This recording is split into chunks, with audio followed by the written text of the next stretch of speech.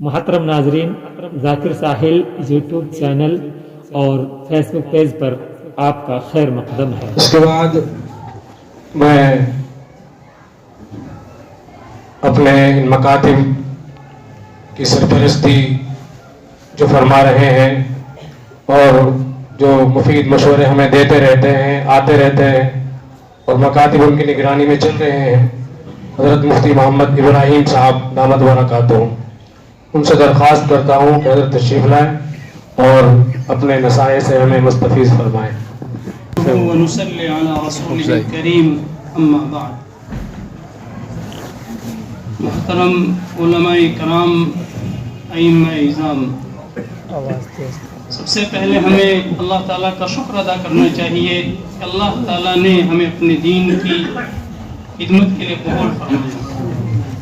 اللہ تعالیٰ ہمیں اپنی اس نعمت کی قدردانی کی توفیق نصیب فرمائے۔ ہمارے لیے دوسری بڑی سعادت کی بات یہ ہے کہ ہمارے بڑے، ہمارے سرپرست یہاں موجود ہیں، اللہ ان کی زندگیوں میں برکت نصیب فرمائے اور ہمیں ان کے علوم سے استفادہ کی توفیق نصیب فرمائے۔ ابھی آپ سب نے حضرت مولانا زبیر صاحب دامت برکاتہ عالیہ کو سنا، اللہ حضرت کی زندگی میں برکت نصیب فرمائے۔ آمین۔ ایک حقیقت ہے کہ انسان کے پاس جو کمالات ہوتے ہیں ان کا اظہار ہونا چاہیے۔ اللہ کا فضل ہم سب کے لیے ایک مسرت اور خوشی کی بات ہے کہ حضرت نے نحو اور صرف پر اس وقت ایک اتنا بڑا کام کیا ہے کہ ماشاءاللہ ہندوستان کے دوسرے علاقے ان سے استفادہ کر رہے ہیں، حضرت کو بلایا جا رہا ہے۔ تو حضرت کی یہی فکر ہے کہ اسی طرح ہمارے یہ مکاتب بھی اس طرح بنے، اللہ تعالیٰ حضرت کی اس فکر کو قبول فرمائے۔ آمین۔ تو یہ بالکل ایک بہت بڑی بات ہم سب کے لینے کی۔ جیسے مولانا خلیل صاحب نے مشورے کا فائدہ آپ کو بیان کیا، تو جو آدمی جس لائن سے کام کرتا ہے اسے فائدہ محسوس ہوتا ہے، اس کو نہیں کہے گا تو کیا کہے گا؟ تو حضرت نے ہمیں ایک بہت بڑا پیغام دیا ہے۔ میں تمام احباب سے درخواست کرتا ہوں اللہ کے لیے حضرت کے اس پیغام کو آپ سب محفوظ کریں کہ ہم انشاءاللہ نمونہ بنیں گے۔ اور اللہ کا فضل، میں حضرت کی خوشی کے لیے بات عرض کر دوں کہ اللہ کا فضل شروعات ہو چکی ہے۔ پچھلے دنوں کچھ ساتھی ہمارا ادھر جو یو پی کا علاقہ ہے، زیور کی طرف ہمارے متصل ہے، وہاں کے ائمہ حضرات آئے بیچارے اور بہت سارے مکاتب میں وہ دیکھ کر کے گئے اور بہت خوش ہوئے۔ اللہ کا فضل اگر آپ نے یہ محنت اسی طرح سے کی تو انشاءاللہ ایک وقت آئے گا کہ لوگ آپ سے استفادہ کریں گے اور آپ کو بلائیں گے۔ تو یہ حضرت کی فکر ہے، کیونکہ حضرت گئے ہیں دوسرے علاقوں میں، تو جہاں تک ان کی فکر ہے، جہاں تک انہوں نے دیکھا ہم نہیں پہنچ سکتے وہاں پر، تو ان کا یہ سب سے بڑا پیغام ہے، ہم نے انشاءاللہ اس کو دل پہ لیا ہے۔ ہم اس کو سامنے رکھ کر کوشش کریں گے اور اللہ سے دعا کریں گے کہ اللہ ہمیں سب کے لیے نمونہ بنا دے۔ جیسے آپ دیکھتے ہیں دعوت کی مبارک محنت کے لیے پورا عالم یہاں سے سیکھ کر کے آتا، سیکھنے کے لیے آتا ہے، کوئی کتنا بھی بڑا ہو، وہ سب آ کے یہ کہتے ہیں کہ ہم میوات تبلیغ سیکھنا ہے، کیونکہ اس محنت کا یہ مرکز ہے، اس محنت کا یہ میدان ہے۔ اللہ تعالیٰ نے یہاں سے افراد پیدا کیے کہ جو اس گئے گزرے دور میں اس محنت کو لے کر پوری دنیا میں پھیلے ہیں۔ تو امریکہ سے ایک آدمی آیا تھا جب مہو کا جلسہ ہو رہا تھا، بڑی حیرت کی بات ہے، وہ بیچارہ مجمع میں گھوم رہا تھا اور عام آدمی کو پکڑ کر، کیونکہ ان کی زبان دوسری تھی، کہ میں صرف تمہارا شکریہ ادا کرنا آیا ہوں کہ اگر تم لوگ نہ اٹھتے تو آج ہم کلمہ نہیں سیکھتے، ہم نماز نہیں سیکھتے۔ وہ پورے عام مجمع میں ان سے ہماری ملاقات ہوئی اور ان کی آنکھوں میں آنسو آ جاتے تھے ایک منٹ بات کرتے ہوئے کہ میوات توڑو، تم نے بہت بڑا کام کیا ہے۔ تو اللہ کرے ہمیں اس سلسلے میں بھی اللہ نمونہ بننے کی توفیق نصیب فرما دے۔ تو یہ ایک بہت بڑی ہے، یہ ہمارے بڑوں کی آمد کا ہمیں فائدہ ہوتا ہے کہ ان کے پاس جو تجربات ہیں وہاں ہم نوجوانوں کے تجربات نہیں پہنچ سکتے۔ مستقل ایک علم ہے تجربہ، انہوں نے زندگی کھپائی ہے، تو اللہ تعالیٰ ان کے علوم سے ہم سب کو استفادے کی توفیق نصیب فرمائے۔ ابھی قریب کے زمانے میں وہ تصنیف و تالیف کی طرف متوجہ ہوئے ہیں، تو ماشاءاللہ ایک بہت بڑا سلسلہ چل رہا ہے، اللہ تعالیٰ اس کو جاری رکھے اور اللہ حضرت کی زندگی میں برکت نصیب فرمائے۔ وہاں شیر احمد محمد صاحب امینی دعوت برکاتہم، ان کا قرآن سے خاص تعلق ہے اور اللہ کا فضل ہے، انہوں نے اپنے مدرسے میں اس کی کوشش کی۔ آپ نے وہاں دیکھا بھی ہوگا بچوں کا قرآن کے اس سلسلے میں جو مسابقات شروع ہوئے، واقعی ایک فطری چیز ہے مسلمان کے لیے، نہیں ایک وہ انسان بھی جو اللہ پر ایمان نہیں رکھتا، قرآن کو نہیں مانتا، لیکن اگر قرآن کو اس کے حق کے ساتھ پڑھا جاتا ہے تو وہ لوگ بھی متاثر ہو جاتے ہیں۔ قاری عبد الباسط صاحب رحمہ اللہ کا واقعہ آپ سب نے سنا ہوگا کہ جب ایک دم مصر ٹوٹنے جا رہا تھا اور ڈوبنے جا رہا تھا رسیا کی گندگی میں اور زوال کے قریب تھا، تو وہاں کے جو صدر تھے اس زمانے کے، انہوں نے قاری عبد الباسط صاحب رحمہ اللہ کو کہا کہ قاری صاحب آپ کو میرے ساتھ ماسکو چلنا ہے، رسیا میں۔ کہا وہاں مسلمان تو ہے نہیں، میں تو ایک عالم ہوں، قرآن سناتا ہوں، آپ مجھے رسیا کیوں لے جا رہا ہوں؟ کیونکہ اس وقت وہاں کمیونزم کی آگ لگی ہوئی تھی جو پوری دنیا کو برباد کر دینا چاہتے تھے۔ وہ تو اللہ جزائے خیر عطا فرمائے افغانستان کے طالبان کو، اس وقت وہ مشہور ہوئے تھے جنہوں نے کمیونزم کو روکا تھا، کہ نہیں پھر بھی آپ کو چلنا ہے، اور یہ نہیں بتایا کہ میں لے کیوں جا رہا ہوں آپ کو، کیونکہ وہ مسلمان تھے لیکن بیچارے علوم شرعیہ سے واقف نہیں تھے، تو لے گئے قاری صاحب کو۔ تو ان سے پہلے سے رسیا کے لوگ یہ مطالبہ کر رہے تھے کہ آپ یہ اسلام چھوڑ کر ہمارے ساتھ آ جائیے، جیسے ہم نے، کیونکہ اس زمانے میں روس دنیا کی سب سے بڑی سپر پاور طاقت تھی جیسے آج امریکہ ہے، کہ ہم اسی طرح سے جیسے آج امریکہ کے ساتھ پانے کے لیے ملک لائن میں لگے ہوئے ہیں، جن امریکہ کی پناہ نصیب ہو جاتی تو اپنے آپ کو بڑا خوش نصیب ملک سمجھتے ہیں، وہ پوزیشن اس زمانے میں رسیا کی ہے۔ تو وہ مصر کے بادشاہ کو کہہ رہے ہیں کہ آپ ہمارے ساتھ آ جائیے، یہ اسلام کو الیاذ باللہ ان کے الفاظ سے کہ یہ فرسودہ نظام ہے، پرانا ہو چکا ہے، آپ اسے چھوڑ دیجئے، کیا ملے گا آپ کو، آپ ہم سے ہاتھ ملائیے، ہم آپ کو بھی سپر پاور طاقت بنا دیں گے۔ تو انہوں نے جب یہ مطالبہ کیا ان سے، کہا کہ میرے ساتھ ایک آدمی ہے یا عالم ہے، یہ کچھ پڑھیں گے، آپ یہ سن لو، پھر ہم اس موضوع پہ بات کریں گے۔ انہوں نے قاری صاحب کو اشارہ کیا۔ اب قاری عبد الباسط صاحب رحمہ اللہ جیسے قرآن پڑھتے تھے، آپ سب نے ان کا سنا ہے، اب انہوں نے جو قرآن پڑھا وہ سارے کے سارے کمیونسٹ تھے جو خدا کے وجود کے ہی منکر علیہ باللہ، وہ اللہ کا وجود ہی نہیں مانتے تھے۔ تو قاری صاحب نے جو قرآن پڑھا تو اکثریت ان لوگوں کی تھی جو رو رہے تھے۔ تو اب اس مصر کے بادشاہ کو ہاتھ آیا موقع، کہا کہ کیا بات آپ رو کیوں رہے ہو؟ کہا کہ یہ تو ہمیں بھی پتہ نہیں اس نے کیا پڑھا، ہمیں کچھ سمجھ میں نہیں آیا، لیکن اسے سن کر ہمارا دل مجبور ہو گیا، ہماری آنکھیں اشکبار ہو گئی۔ تو قرآن ہے، اللہ کا فضل، اللہ نے آپ کو اس کی خدمت کے لیے قبول فرمایا ہے، تو یہ کوئی معمولی چیز نہیں ہے۔ تو یہ ایک بڑی مسرت کی بات ہے کہ اس وقت آپ جہاں بیٹھے ہیں، یہ جگہ، میں یہاں آتا تھا وہاں خلیل صاحب کے پاس، تو یہ بار بار دکھاتے تھے کہ جی یہاں ایک مکتب قائم کریں گے، میں کہ یہاں بالکل پوڑیاں تھی، کیکر تھی، یہاں ویسے بھی آتے ہوئے دن میں ڈر لگتا تھا، میں کہ تم کہاں لے جا رہے ہو بھائی، اس مسجد میں پڑھا لو، یہی بہت ہے، یہاں کہاں ادارہ قائم ہوگا، یعنی تصور میں نہیں تھا یہ۔ لیکن اللہ کا فضل ہے، آج یہ دن ہمیں دیکھنے کو ملا۔ یہ صرف ایک ہلکے کی کارگزاری ہے، اور یہ طریقہ کار اللہ کا کرم ہے، تقریباً پورے میوات میں پھیلا ہوا ہے، اور سارے ساتھی ماشاءاللہ مشورے سے جڑے ہوئے ہیں، جو نہیں جڑے ہوئے ہیں وہ بھی بیچارے تمنا رکھتے ہیں، انہیں بھی حسرت ہے، وہ بھی آپ کی موافقت میں ہیں، ان کی کچھ سستی اور کوتاہی ہے، ورنہ اللہ کا فضل ہے، وہ بھی یہ نہیں کہہ رہے کہ بھئی یہ غلط ہو رہا ہے۔ اللہ کا فضل ہے، یہاں آج تقریباً 29,807 بچوں کی کارگزاری ہے، اللہ قبول فرمائے، کوئی معمولی بات نہیں ہے، صرف ایک حلقے میں اتنے سارے بچوں کو آپ قرآن پڑھا رہے ہیں۔ تو یہ ماحول دیکھ کر کے اطمینان ہوتا ہے، اللہ کی رحمت سے امید ہوتی ہے، ورنہ آج آپ دنیا کا میڈیا اٹھا کے دیکھ لیجئے تو آپ گھر میں بیٹھ جائیں گے سر جھکا کر، اور آپ ہمت نہیں کریں گے کہ میں باہر نہیں جا سکوں، اتنا گندا ماحول بنا دیا ہے اسلام اور اہل اسلام کے خلاف۔ لیکن جب یہ ماحول آدمی دیکھتا ہے اور یہ کارگزاریاں سنتا ہے تو پھر اس کا حوصلہ بڑھتا ہے، اسے ہمت ہوتی ہے کہ اللہ کا فضل، ابھی قرآن کے خادم موجود ہیں، اللہ کے دین کے سپاہی موجود ہیں، اللہ آپ کو جزائے خیر عطا فرمائے۔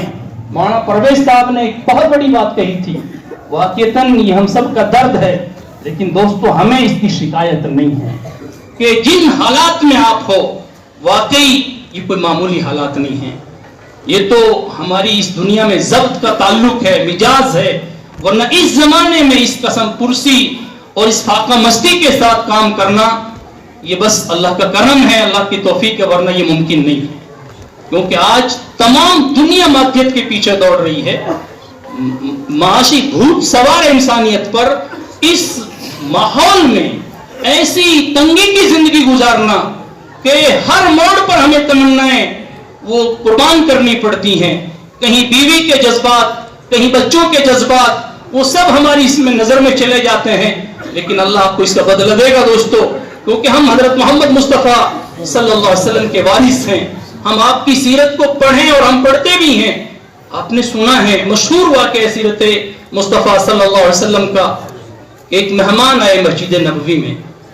اللہ کے نبی صلی اللہ علیہ وسلم نے سب سے پہلے اپنے گھر میں ایک آدمی کو بھیجا کہ پوچھو کچھ ہے. ایک مہمان آئے, اس نے کہا تھا حدیث کا الفاظ انی مجہود, کہ میں بہت زیادہ بھوکا ہوں. تو اللہ کے نبی صلی اللہ علیہ وسلم کے گھر سے جواب آتا ہے کہ ہمارے پاس سوائے پانی کے کچھ نہیں ہے. آپ نے دوسرے گھر میں, تیسرے گھر میں, جتنی بھی ازواج مطہرات کے گھر ہیں, وہ صحابی رسول ہر گھر میں گئے, ہر گھر سے ایک ہی جواب ملتا ہے کہ ہمارے پاس پانی کے علاوہ کچھ نہیں. ہم اس رسول کے وارث ہیں, اس لیے یہ چیزیں ہمیں پریشان نہیں کرتی ہیں. ہمارے سامنے حضرت محمد مصطفیٰ صلی اللہ علیہ وسلم کی زندگی ہے. پھر آپ نے کہا کہ بھائی ایک مہمان ہے, کوئی ہے جو اس کو لے جائے, اللہ اس پر رحم کرے گا. یہاں پر علامہ نووی نے ایک مسئلہ ثابت کیا ہے, اس کی طرف مولانا خلیل احمد صاحب نے بھی اشارہ کیا. اللہ ہم سب کو اس کا جذبہ نصیب فرمائے کہ ہم سب سے پہلے اپنی ذات سے خرچ کرنے کا ارادہ کریں گے انشاءاللہ, جو ہماری حیثیت ہے. ضروری نہیں ہے کہ ہم بھائی ہزاروں لاکھوں خرچ کریں, لیکن 10 روپے کی بھی ہے تو اللہ کے لیے آپ طے کریں کہ پہلے ہم اپنی ذات سے کریں گے انشاءاللہ, کیونکہ ہمارے نبی کا طریقہ ہے. نہیں ہے تو ہم دوسروں کی طرف رجوع کریں گے, اس میں کوئی حرج نہیں ہے. خود نبی اکرم صلی اللہ علیہ وسلم سے ثابت ہے. لیکن ایک ایسا صرفہ ہے, ایسا خرچہ, مثلا میرا ایک ساتھی آیا ہے اور میں اس کی تواضع کر سکتا ہوں, تو ضروری نہیں میں کسی مقتدی کو فون کر کے کہوں کہ میرا ایک مہمان آیا ہے. میں ایک آدمی کی مہمان نوازی کر سکتا ہوں تو میں پہلے خود کروں گا. ہاں بہت زیادہ ساتھی ہیں, میرے پاس نظم نہیں ہے. کبھی ایسا بھی ہے کہ ایک ہی ساتھی آئے لیکن میرے پاس ایک کے لیے بھی نہیں ہے. ایسے مواقع بھی آتے تو آپ دوسرے سے کہہ سکتے ہیں, کوئی حرج نہیں ہے. لیکن جب تک اپنے پاس ہے تو طے کریں کہ انشاءاللہ ہم اپنا خرچ کریں گے, کیونکہ یہ نبی صلی اللہ علیہ وسلم کا طریقہ ہے. تو ایک صحابی کھڑے ہوئے انصاری ابو طلحہ رضی اللہ تعالیٰ عنہ, اور کہتے ہیں اللہ کی نبی میں لے جاؤں گا. وہ لے کے گئے, گھر میں جا کے پوچھا تو وہاں کا حال بھی, انہوں نے بیوی نے کہا کہ صرف بچوں کے لائق کچھ ہے. تو مشہور واقعہ ہے, میں تفصیل عرض نہیں کرنا چاہتا, لیکن میں صرف اشارہ کرنا چاہتا ہوں کہ حضرت محمد مصطفیٰ صلی اللہ علیہ وسلم کی یہ زندگی کا کوئی ایک واقعہ نہیں ہے دوستو, پوری سیرت بھری ہوئی ہے. آپ اٹھا کے دیکھیے, وہاں پل پل یومیہ یہ واقعات ہیں. جس دن محمد الرسول اللہ صلی اللہ علیہ وسلم دنیا سے جا رہے ہیں, اس دن کا منظر آپ نے سنا اور پڑھا ہوگا کہ اللہ کے نبی صلی اللہ علیہ وسلم کی وفات ہو گئی. تو رات کو دیہات کے لوگ آئے اور وہ اللہ کے نبی کی زیارت کرنا چاہتے ہیں. ماں عائشہ صدیقہ رضی اللہ تعالیٰ عنہ کے حجرے میں آپ کی ناش مبارک رکھی ہوئی ہے, لیکن چراغ نہیں ہے. تو کسی دیہات سے آنے والے نے کہا کہ ماں اگر آپ چراغ جلا دیتی تو ہم اللہ کے نبی صلی اللہ علیہ وسلم کا چہرہ انور دیکھ لیتے. عائشہ کی طرف سے جو جواب ہے وہ ہم جیسوں کے لیے بڑی ہمت کا کام کرتا ہے کہ اگر میرے گھر میں اتنا تیل ہوتا تو میں سب سے پہلے اپنے پیٹ کی آگ بجھاتا. اتنا تیل بھی آپ کے گھر میں نہیں ہے. تو اس لیے یہ حالات اللہ کے لیے ہم ان میں سیرت کی طرف جائیں گے تو اللہ تعالی ہمیں پھر ایک حوصلہ دے گا, ایک ہمت دے گا, اور اس حوصلے کے ساتھ جب آپ اٹھیں گے تو پھر اللہ کی رحمتیں بھی اترتی ہیں. یہ تو نبی اکرم صلی اللہ علیہ وسلم کے حالات ہیں. آپ نیچے آ جائیے کہ اپنے اکابر کو دیکھ لیجئے, اکثر کی زندگی ایسے گزری ہے. سید عطا اللہ شاہ بخاری رحمہ اللہ, ان کے حالات زندگی چھپے ہوئے ہیں.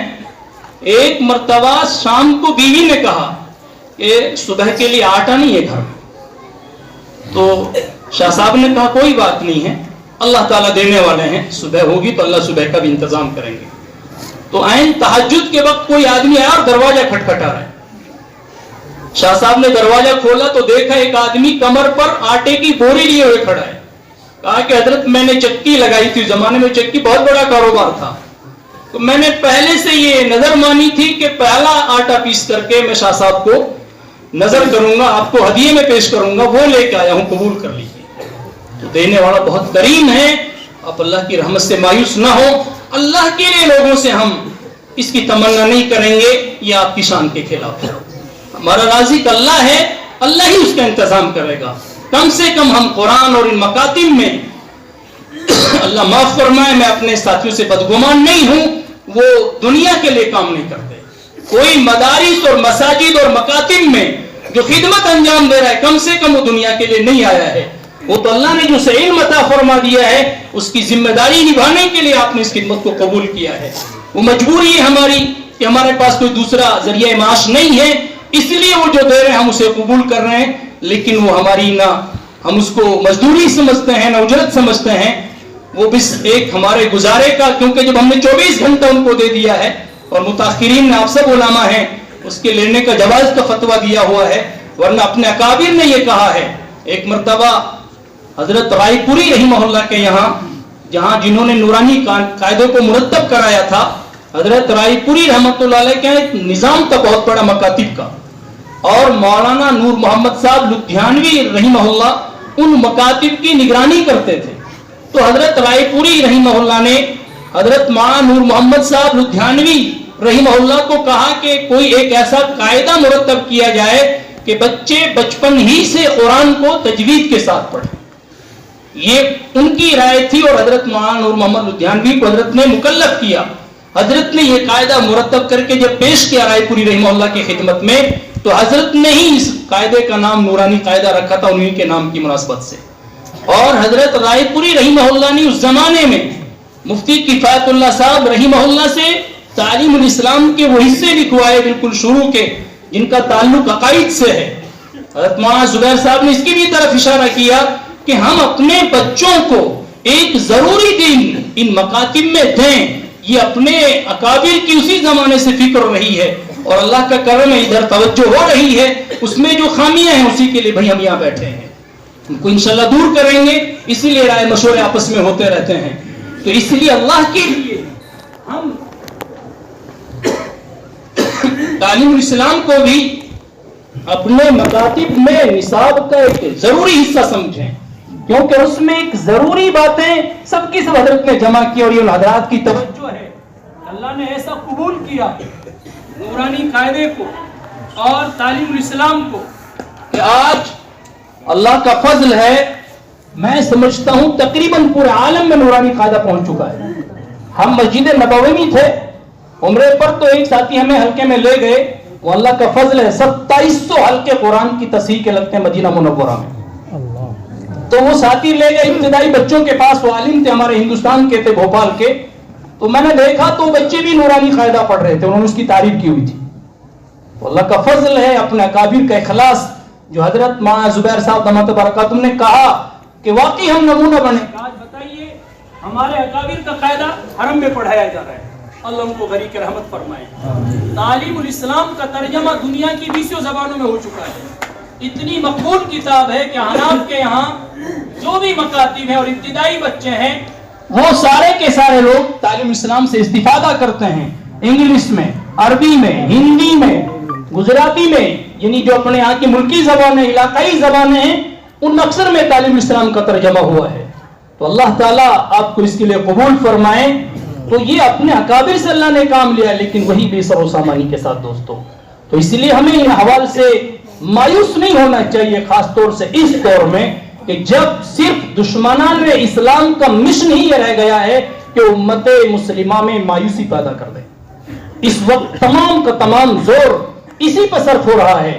واقعتاً آپ قابل مبارکباد ہیں کہ ان حالات میں واقعی بڑی خوشی ہوئی. ہمیں پچھلے سال جو امتحان ہوا، ہمارے بعض علاقے تاؤڑو کی طرف ہم بہت کوشش کے باوجود بھی کوئی خاطر خواہ مکاتب نہیں کھڑے کر سکے. پچھلے سال ان ساتھیوں نے بطور خاص کہا کہ اب کی بار آپ آؤ. تو مفتی ضیاء الحق صاحب بھی تھے، ایک دن میں ہم نے 22 مکاتب دیکھے. ان ساتھیوں نے پورے ایک نظام بنایا تھا بہترین. تو واقعتاً ہم حیرت میں تھے کہ ایک سال میں یہ نظام کیسے تبدیل ہو گیا. تو ان ساتھیوں نے بتایا ہم نے پورے لاک ڈاؤن کو وصول کیا، سکولوں کی چھٹی تھی، 11 بجے ساتھیوں نے 12 بجے تک دن میں، ظہر بعد، مغرب بعد، عشاء بعد. آپ اندازہ لگاؤ 50 من 60 من ناج کے لیے کون اتنی محنت کرے گا. کیسے ہم ان ساتھیوں سے بدگمان ہو سکتے ہیں. ایک جنون ہے، اللہ تعالیٰ آپ سب کو عطا فرما دے کہ جو ساتھیوں کو اللہ نے دیا ہے یہ توفیق الہی ہے، یہ ہمارا کوئی کمال نہیں ہے بھائی، اللہ نے دیا ان ساتھیوں کو. اور جہاں گئے وہاں مقامی ساتھی، جن گاؤں میں کوئی نہیں آتا تھا، 50 ساتھی بیٹھے ہیں، کہ جی حافظ صاحب نے, مول صاحب نے, امام صاحب نے کمال کر رکھے کہ سارے بچے سدھارے. ایسی بات نہیں ہے, لوگ بھی آپ کو سراہتے ہیں, لوگ بھی آپ کی محنتوں کو تسلیم کرتے ہیں. تو اللہ کے لیے آج یہ اصل کارگزاری کا جوڑ تھا. مولانا زبیر صاحب نے ایک اشارہ اور کیا کہ بھئی ایک تربیتی ورکشاپ تو وہ ہوتا رہتا ہے, کرتے رہتے ہیں ساتھی, اور اس میں انشاءاللہ مزید اس کو فعال بنانے کے لیے ہم نے مدرسے میں حضرت جی وہاں صاحب دامت برکاتہم کے مشورے سے یہ طے کیا ہے کہ انشاءاللہ ہم آئندہ عید کے بعد سے تدریب المعلمین کا باقاعدہ ایک شعبہ قائم کریں گے.